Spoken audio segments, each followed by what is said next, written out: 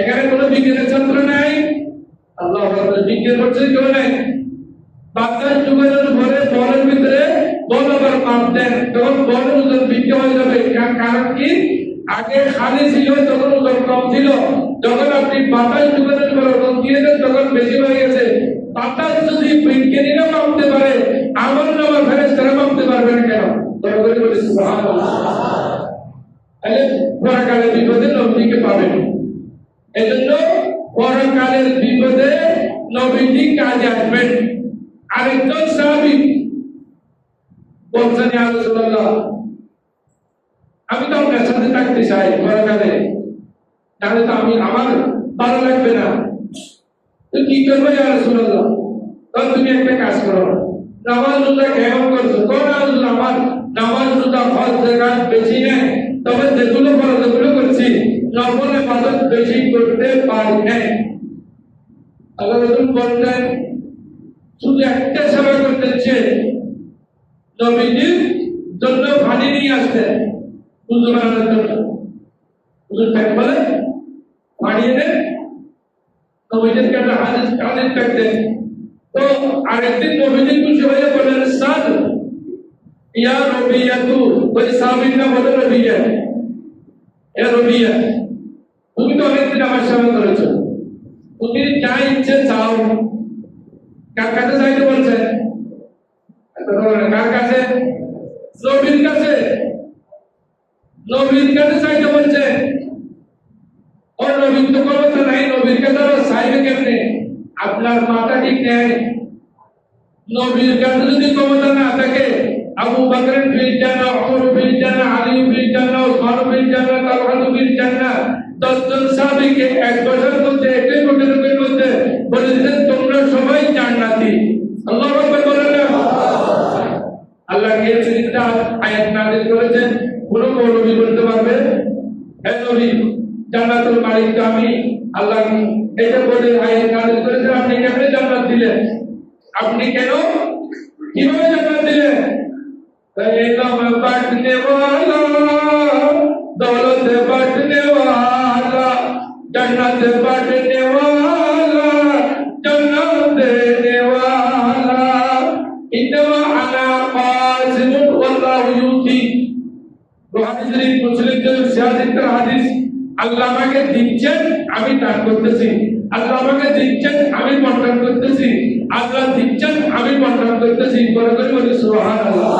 জান্নাতের প্রকৃত মালিক তো আল্লাহ। নবীকে আল্লাহ ক্ষমতা দিলে নবী দিতে পারবেন না? দিয়েছেন তো, পারবেন না? দিয়েছেন তো, দিয়ে দেখাইছেন। এর বিরুদ্ধে তো কোনো আয়াত নাযিল হয় নাই। আমার জান্নাত আপনি কেমন করে ওদেরকে দিলেন? আর আমি তো বলতে পারবো না হলো এটা জান্নাতি। কেন?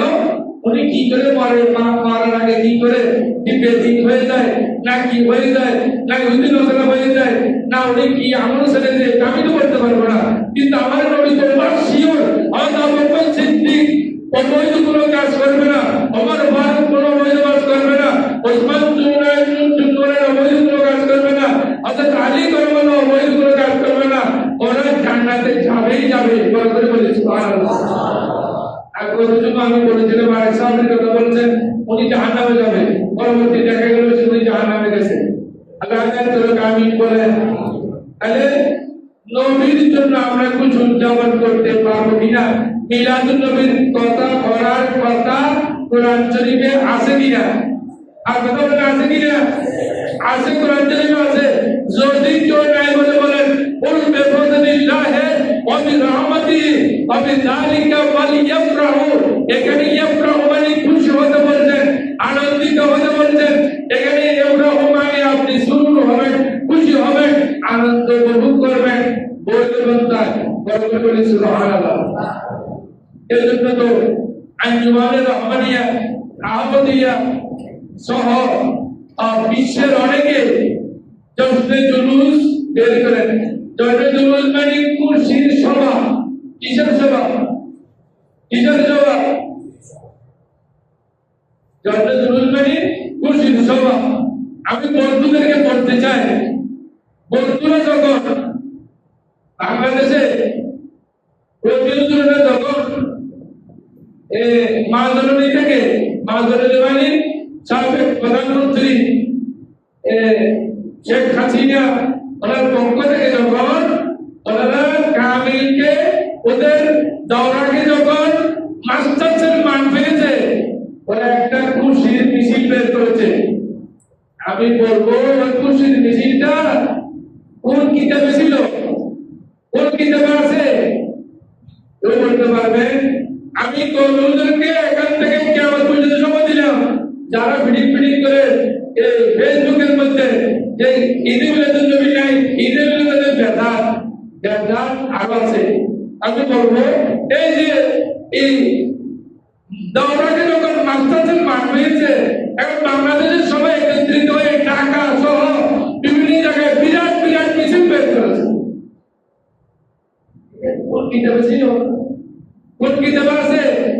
আর মৌলবী একজনের নাম আমি বলতেছি না, ওই মৌলবী জেলখানে ছিল বহুদিন, বেশ কয়েক বছর তাও কমিউন, উনি বের হওয়ার সাথে সাথে জেল গেট থেকে বিরাট করে মিছিল বের করেছে। মিছিলের নাম ছিল আনন্দ মিছিল। এটা কোন কিতাবে আছে? এই কোন কিতাবে পেয়েছে? মিছিল করলে না যায় সর, আপনার হুজুরের জন্য মিছিল করলে যায় সর, এটা আপনি কোথায় পেয়েছেন? নাউযুবিল্লাহ আল্লাহ তাআলা আমি বলি যাক এটা বলবেন না, যদি আপনি মৌলবী হয়ে থাকেন ব্যাক করে ছাড়িয়ে আকল দান হয়ে যান। মিলাদুন নবীর খুশি কিতাবে আছে, কোরআন শরীফে আছে, আর হাদিস শরীফে আছে, নবীজি নিজেও পালন করেছেন। আল্লাহ রাসূলের কাছে বর্ণনা করা হয়েছে বুখারী শরীফের হাদিস, সুইলান রাসূলুল্লাহ সাল্লাল্লাহু আলাইহি ওয়াসাল্লাম আন সাওমিল ইয়াউমিল ইসনাইনে, মুসলিম শরীফ আছে, ইয়া রাসূলুল্লাহ আপনি সোমবারে রোজা রাখেন কেন? প্রতি সোমবার রোজা রাখেন কেন? তবে ওই সোমবার আমি দুনিয়াতে আগমন করেছি। বলবেন বলি সুবহানাল্লাহ, আর বলবেন বলবেন না সুবহানাল্লাহ। নবীজির ঈদে মিলাদুন নবী, নবীজি আমরা তো বলি বছরে একবার, নবীজি করতেন সপ্তাহে একবার, কয়বার? সপ্তাহে একবার প্রতি সোমবারে আমার নবী সাল্লাল্লাহু আলাইহি ওয়াসাল্লাম রোজা রাখতেন। রোজা রেখে ঈদে মিলাদুন নবী উদযাপন করতেন। এইটা হাদিসটা বুঝে দেখে আর বলে হুজুর এটাও মানলাম, আর কোনো কিতাব আছে? আরে নয়, তিরমিজি শরীফ ওই হাদিস না মানলো সিয়াসিতে দেখে এটা মানে। সিয়াসিতের মধ্যে 3 নম্বর হলো তিরমিজি, 4 নম্বর হলো তিরমিজি শরীফ। তিরমিজি শরীফে ডাইরেক্ট একটা চ্যাপ্টার আছে, অধ্যায় আছে, বাবু মিলাদুন নবী সাল্লাল্লাহু আলাইহি ওয়াসাল্লাম। এই মিলাদুন নবী সম্পর্কে পুরো একটি চ্যাপ্টার আছে। তো মিলাদুন নবীর চ্যাপ্টার যিনি করে গেছেন উনি সিয়াসিতে মানে 6টি বড় বড় হাদিসের কিতাবের মধ্যে অন্যতম একটি তিরমিজি শরীফ। তিরমিজি শরীফের মুসান্নাফ যদি পাপ পেতে যায়, তিরমিজি শরীফের মুসান্নাফ যদি ফরক করে যায়, পরিচ্ছন্ন করে যায়, আপনি আমি দুইয়ের মৌলবী, চায়নার মৌলবী, সিন্ধি মৌলবী, আদুরি মৌলবী, আপনি ওই দিকে নাই নাই বলতে পারবেন না। আপনার এভাবে দূর দূর আপনি বলছেন আমি ভাই নাই বলতে পারবেন। যারা নাই বলে তাই বলে মন্তব্য করে ওরা হলো পৃথিবীর মধ্যে সারা বিহত। এদের যারা নাই বলে সারা বিহত। আমি যত লেখাপড়া করছি তার দেখুন না যে আলিম আমার উপরে আরো আছে, ওনার উপরে আরো আছে, ওনার উপরে আরো আছে, আমি পাই নাই এটা বলতে পারবো, কিন্তু নাই এটা বলা যাবে না। নাই এটা বলা হলে এটা গুমরাহি, নাই বলা এটা বদমাশতা, নাই বলা এটা নবীর সাথে বেয়াদবি করা। আল্লাহ হেদায়েত করুন, আমিন বলেন। তাহলে ঈদে মিলাদুন নবী আছে কি নাই? আছে কি নাই? ঈদে মিলাদুন নবী আছে, কোরআন শরীফ আছে, হাদিস শরীফ আছে। যাদের বুঝা আছে না তারা এই ভিডিওটা দেখবেন, এই ভিডিও দেখে ওরা বুঝে নেবেন কোরআন শরীফ হাদিস শরীফ আছে। হ্যাঁ, আঞ্জুমান সহ বিশ্বের বিভিন্ন জায়গায় দুরুদ বের করে, দণ্ড দুরুদ মানে খুশির মিছিল যদি জন্য আপনি বাইর করতে পারেন। আপনি দুনিয়াতে কিছু পাইলে দুনিয়ার নিয়ামত যদি আপনি বাইর করতে পারেন, আল্লাহর রাসূল হলো শ্রেষ্ঠ নিয়ামত।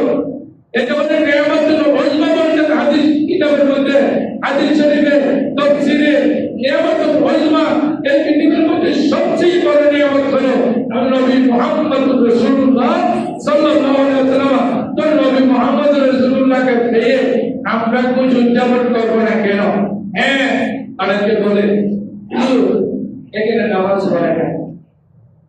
যারা বলছেন তাদের ব্যাপারে কোরআন দিলে বলবো সুম্মুন বুকমুন উমিয়ুন ফাহুম লা ইয়ারজিউন। এরা খানা, এরা অন্ধ, এরা বোবা। আপনি এগুলো কি দেখবেন 26-এ আগামীকাল থেকে আগামীকাল 1 তারিখ, আগামীকাল রবিউল আউয়াল চলবে 1 তারিখ। আপনি 26-এ আগস্ট ওখানে গিয়ে দেখবেন নামাজ হয় কিনা। এখানে নামাজ হয় না, বড় জামাত হয়, বড় জামাতে নামাজ হয়। এখানে যারা মধ্যে থাকে তারা কোরআন শরীফের আয়াত পড়ে, কোরআন শরীফের আয়াত পড়ে তুলে না সব বলে না খারাপ, বলে না খারাপ। তারা হাদিস শরীফ পড়ে, বলে না খারাপ। তারা নাতে মুস্তাফা পড়ে, বলে না খারাপ। আল্লাহ রাসূল দোয়া করেছেন, আল্লাহুম্মা আইয়িদিল হাসানা, হে আল্লাহ হযরত হাসান রাদিয়াল্লাহু তাআলা আপনার নবীর শান ও মান বর্ণনা করেন, আপনার নবীর নাতে মুস্তাফা করেন, এজন্য আল্লাহ ওনাকে শক্তিশালী করেন। দরওয়ে কুদুস যে জিবরিল আমিনের মাধ্যমে ওনাকে শক্তিশালী করেন। তারা এখানে নাতে মুস্তাফা করেন, বলে না খারাপ।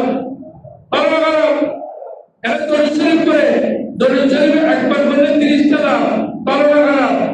গাড়িতে যারা থাকে তারাও করে, যারা হাঁটে তারাও করে। আমরা নিজেরাও করেছি।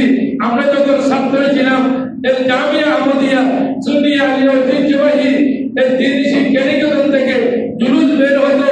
আমরা হুজুর কেবলা আল্লামা তৈয়ব শাহ হুজুর কেবলা রহমতুল্লাহ আলাইহি ওনার গাড়িকে আমাদের পিছনে দিয়ে আমরা বিরাট করে গোলাকার করে আমরা সেখানে দরুদ শরীফ পড়তাম, নাতে মুস্তাফা পড়তাম, কোরআন শরীফ তেলাওয়াত করতাম। তাই আঞ্জুমান রহমানিয়া আহমদিয়া সুন্নিয়া এই কাছের পক্ষ থেকে ঢাকায় 9 রবিউল আউয়াল আর এখানে চট্টগ্রামে 12 রবিউল আউয়াল 26 তারিখ যে জুলুস হবে, এই জুলুস এটা কিতাব সম্মত, কোরআন সম্মত, হাদিস সম্মত। এটা বুজুর্গরা নিজেরা যেভাবে চালিয়ে গেছেন এই ধরনের ভালো কাজ করলে কোনো সমস্যা নাই। এখানে যারা পারেন যোগদান করবেন। সুতরাং এখানে আনন্দিত হব আমরা, আমাদের নবী ভাই আনন্দিত হব না? অবশ্যই হব। আল্লাহ আমাদেরকে বুঝার জন্য তৌফিক দান করুন, আমিন।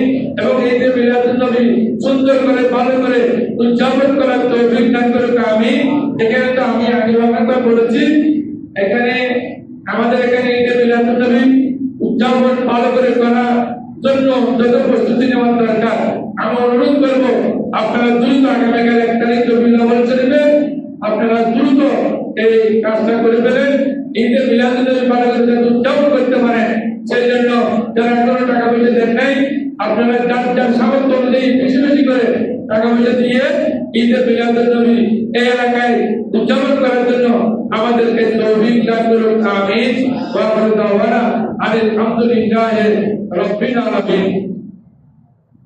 হাজী মোহাম্মদ লোকমান সাহেব 1000 টাকা, আলহাজ